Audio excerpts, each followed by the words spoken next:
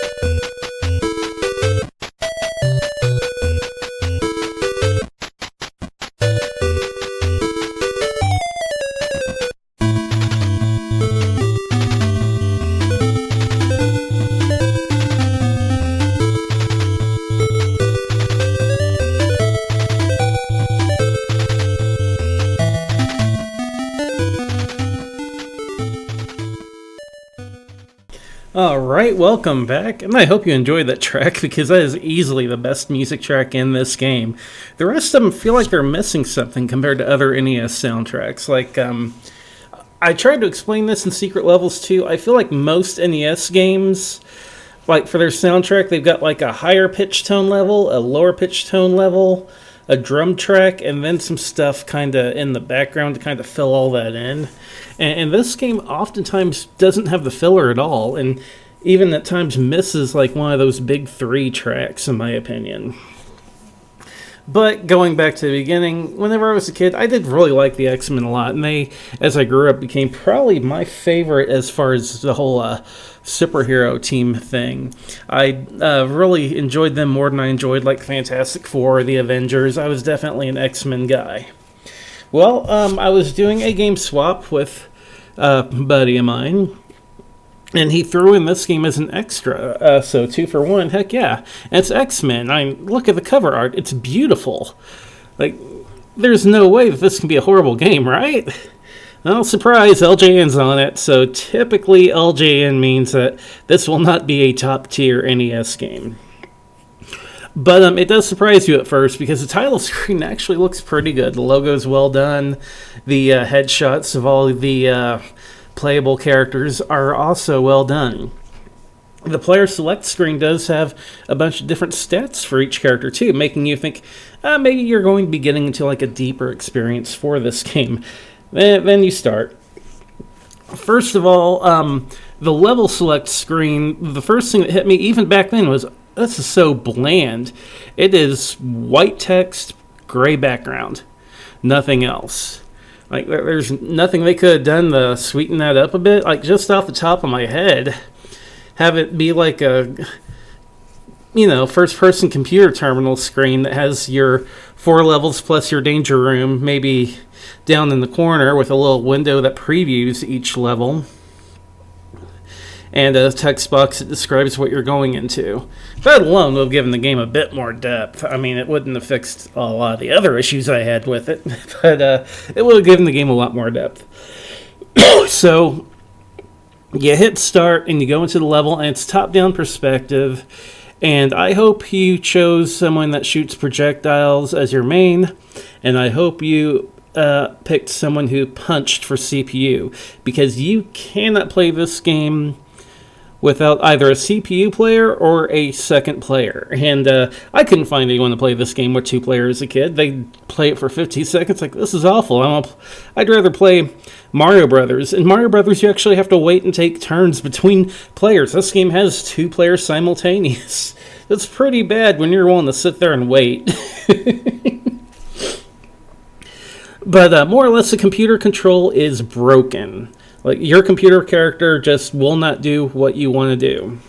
I'm going to fast forward a little bit. Whenever I got older, I could beat the game. The first time I beat it, though, I used the Game Genie.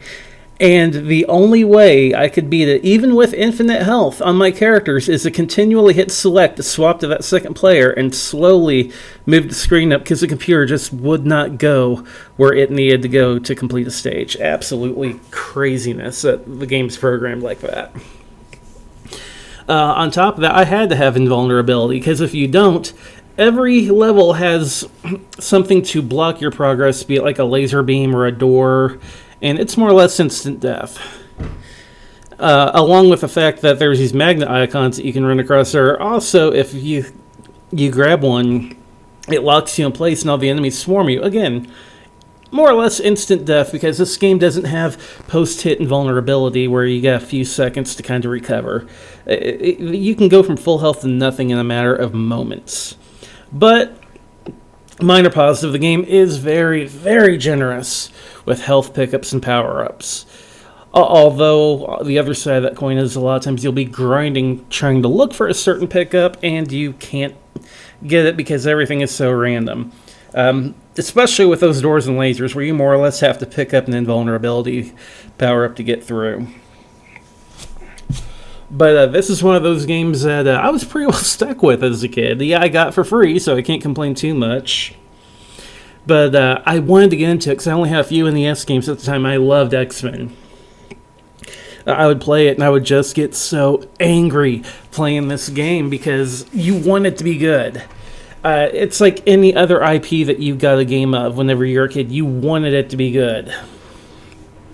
Like that first Ninja Turtles game on the NES, a lot of people call it a bad game. And, I mean, I don't think it's horrible, but I don't think it's great either. But if you owned that game, you wanted it to be a good game just because it was a Turtles game. That's how I felt with this X-Men game. Like, I wanted it to be so good, and it wasn't, but I still wanted to keep playing it because it's X-Men. But it is easily, I would call it almost one of the worst games on the NES.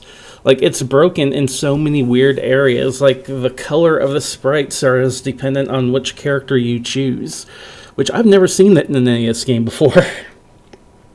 The level layout is completely nonsensical.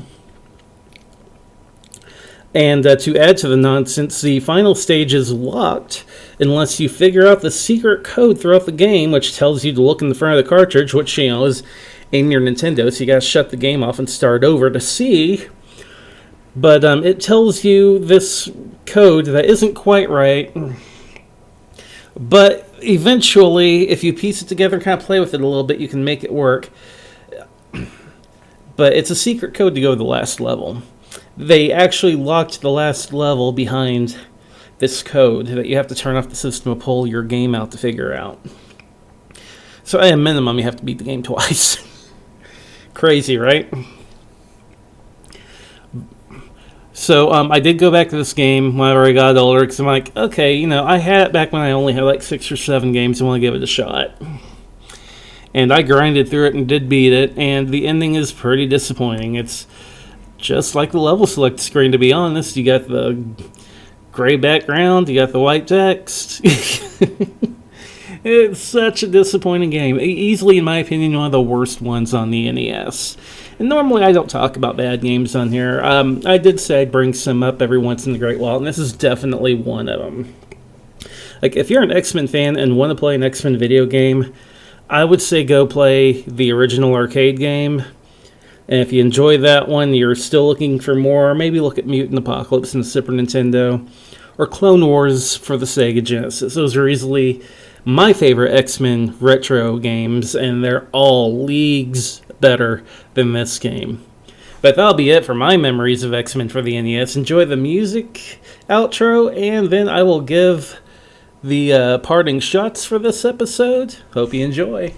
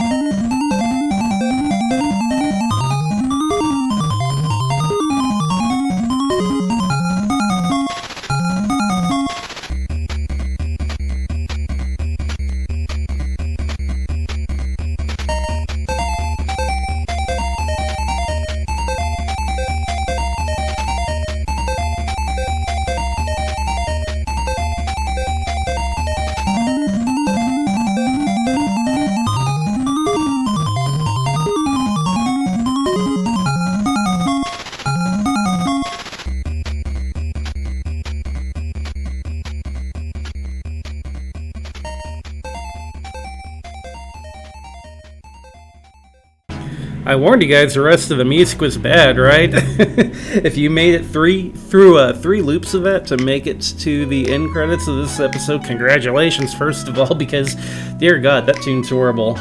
But thanks for taking the time to listen. We do have a Discord. Check the notes below. You'll have the link to the Discord along with a Patreon if you'd like a shout out at the end of every episode from the time that you start up. Friends of the show, Retro Gaming Roundup. One of the longest running podcasts I have listened to. Is a monthly release each month between 5 to 6 hours, sometimes a bit longer. Tons of top 10s, interviews, entertainment, news. Great show to listen to. Also, Secret Levels. There is an X-Men episode that I am on Secret Levels that will be out probably as of the time you are listening to this. It is episode 190 of theirs, so they've been around quite a while and have a huge backlog for you to check out.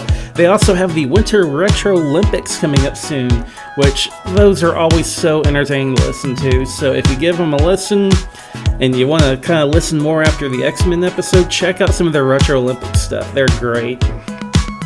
You can also listen to the Lost and Gone podcast with Grimm. He covers media that's lost. Really cool episodes. He went over the stuff on Superman.